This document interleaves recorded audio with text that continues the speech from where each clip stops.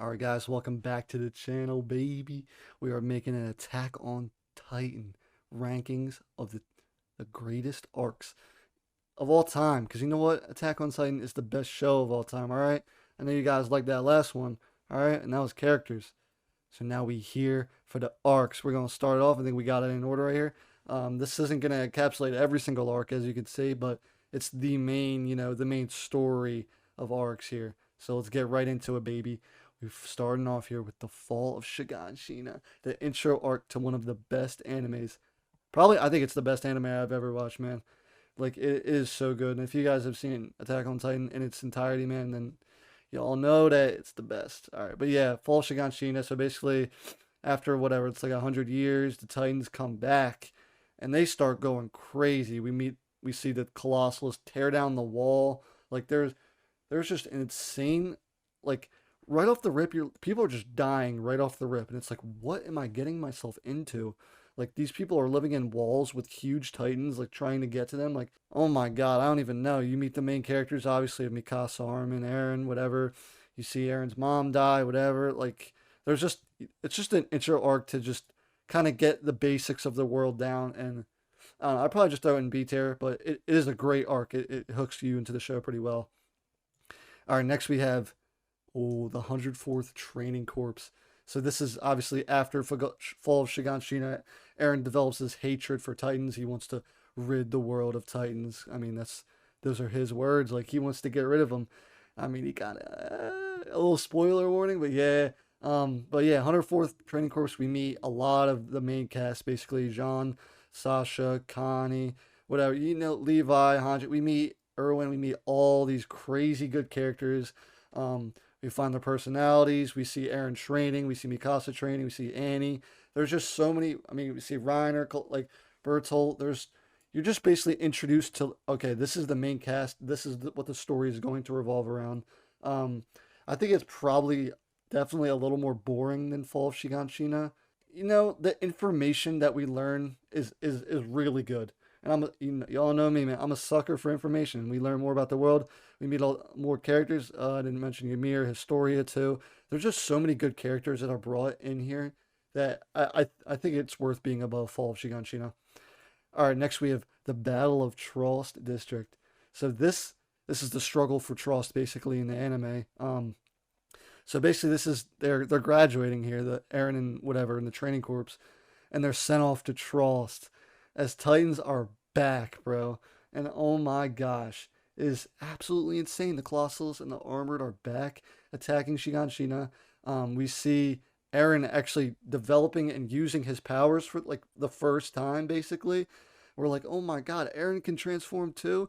Because this whole time, like, I mean, technically from Fall Shiganshina on, basically, is able to use his powers, but he just doesn't know it, right? So we see Eren, use his powers. He plugs up the hole in the wall, whatever, using it. You're like, oh my god, like, he's not really in control, but he kind of is. Like, but it is just so cool to see Eren use this power. Even though he's still kind of a crybaby, like, like Eren's a crybaby up until, we get down here, then he becomes main ass character. But I think Battle of Tross is really interesting, and it's like, okay, these characters got a lot stronger. Mikasa's gotten a lot stronger. But it's really good. Female Titan. Oh my god, the female Titan arc. This is probably most of the arcs that, like, I'd say if you get past the female Titan arc, you will watch the rest of the show. And I'm not like dogging the female Titan arc because it is so good. We get to see Annie fight, and that forest scene where, like, she is messing up all of the Survey Corps members. Like, they cannot touch her. Literally, like, she kills so many of them, man. We get to see some real choreographed, like, stuff, dude. Like, literally UFC style fighting from Annie out here, bro. And you're like, okay, so these Titans have knowledge, like that, like they really have knowledge, and they kind of know what they're doing. So it's terrifying when we see the female Titan do what she does, man. I love the female Titan arc, man. Eren versus Annie is one of the greatest fights in the show. We get to see a little more of Erwin during that. We get, like, the church secrets. I mean, so many good things in this arc, dude. All right, next we move to the Clash of the Titans. Oh my. I think this might be in consideration for one of probably the greatest anime plot twist I've I think I've ever seen. I mean, you all can argue with me on that, but the way and the subtlety that Isayama decided to have Reiner reveal he is the antagonist of the story, just casually to Eren on the wall after they're done fighting, man, like a stroke of absolute genius. Because like all these animes have like these crazy things like, oh my god, it was him all along or whatever. But like no, it was like Reiner just goes up there and like, yeah, I'm not armored in Bertolt's the Colossus. You're like, what? Like I thought there was like an error like in the sub or whatever. I'm like did they translate this wrong? What is going on? And then it just flashes to Bertolt and Reiner freaking getting slashed by Mikasa, and they transform, take Eren. Eren yells traitors, and the rest is history, man. S tier, S tier, absolute S tier. I love this. We also get to see that Titans live in the walls, basically too, which is really important down the line because we're like, wait, Titans are in the wall? Like that? I don't know. All right, but next up, banger arc after absolute banger arc, bro. Oh, Return to Shiganshina is probably.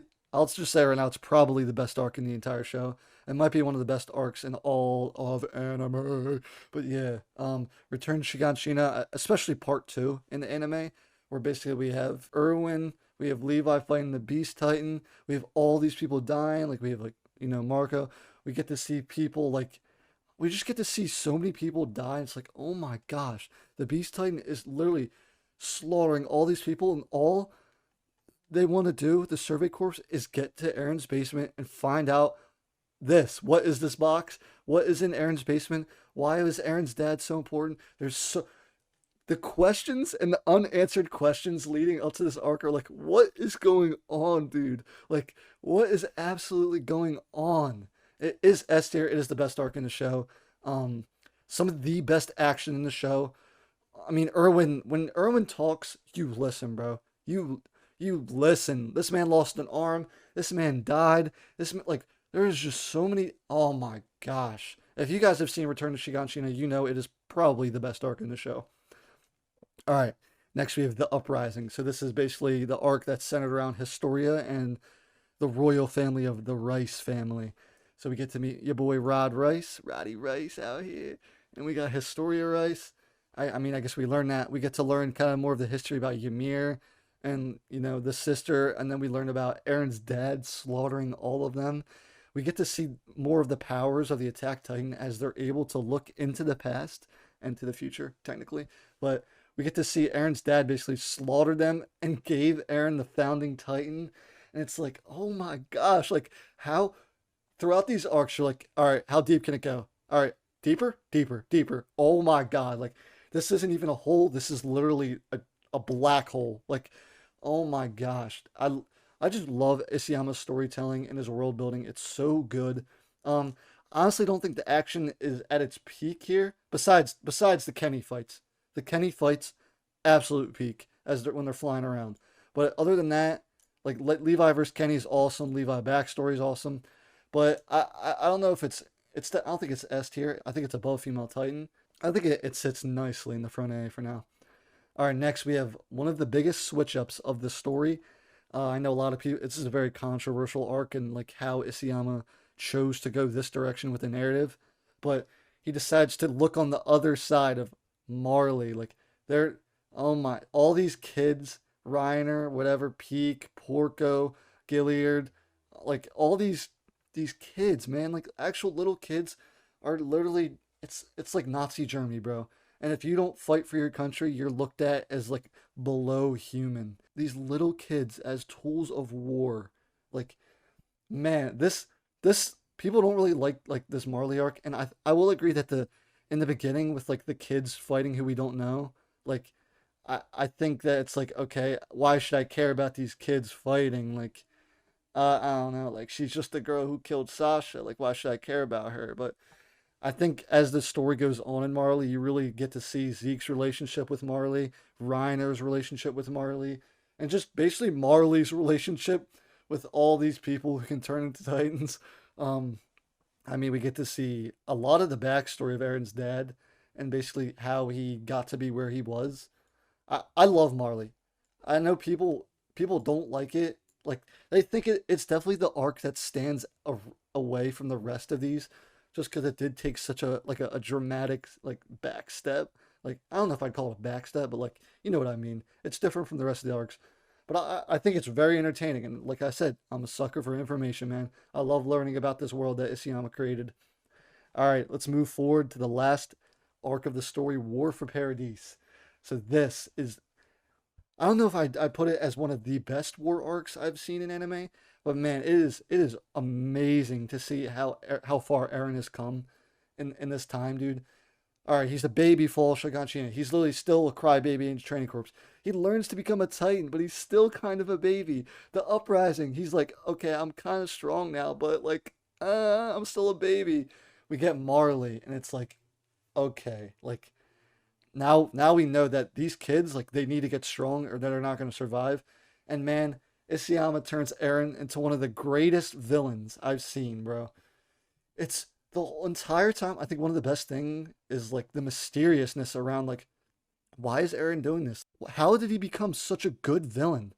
Like it's absolutely insane. And I didn't talk about like the battle in Marley, like when Eren pulled up and like Eren doing all that basically by himself and forcing this war to go on because he didn't want to wait for them to charge Paradise Island and have all of them killed.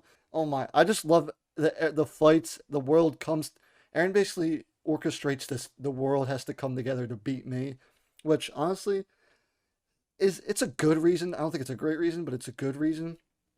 And I think his reason for like wanting to flatten the earth or whatever is a little weird. Like, yeah, I want to create a blank slate for my friends who I love so much. Like, yeah, I mean, I think Isayama could have maybe spent a little more time writing and fleshing this out, but I think he just kind of wanted to be done with the series because I don't. It was going on for so long at this point. But I know fans love seeing Eren as a villain, but is it an S tier for me? I think it is S tier. Just the narrative of Attack on Titan is just so damn good that the final arc is just automatically S tier, bro. The final fight, like oh my god, I just love Attack on Titan so much, bro. It's funny how it worked out like 3-3-3. I did not mean to do this, man, but I love Attack on Titan, bro. And if you guys have not seen it, please do me a favor and go watch it, dude. It is so good. The rewatches are just as good because Isayama has so much storytelling, bro, and there's so much foreshadow. Like it's such a pleasure to watch this, man, and read this. Yeah, but I hope you guys enjoyed. Let me know what you think. See ya.